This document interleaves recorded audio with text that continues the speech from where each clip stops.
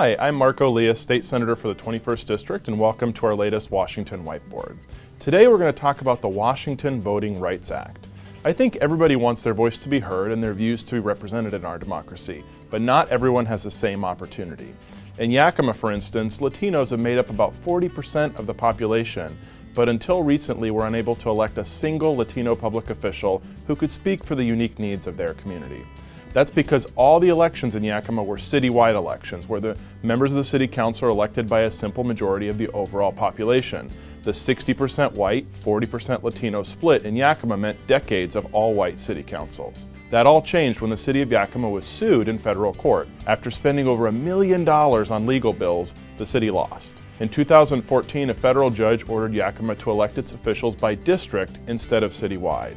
As a result of the court's decision, in 2015, just last fall, 3 Latinos won election to the 7-member city council, achieving an elected Latino representation for the first time in history. And one of them was unanimously appointed mayor by her peers. So the effect on representation was dramatic and shows how terribly misrepresentative the previous system was. The city of Seattle also switched from at-large elections to districts and saw an increase in diversity on their city council last fall as well. Voters deserve to be fairly represented, not just in Yakima and Seattle, but in all our communities. We want to make sure everyone has a voice, including here in the 21st District, one of the most diverse communities in Snohomish County.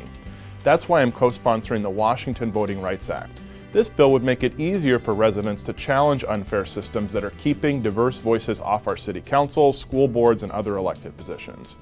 In our democracy, these local governments are the closest to the people and should reflect the diversity of the communities they serve. This legislation would also help communities avoid costly litigation, as occurred in Yakima, by providing a mechanism through which all parties can negotiate a fair solution and determine a fair election process of their own instead of having one imposed by federal courts. This will keep control in the hands of local residents while enabling all of us to achieve fair representation.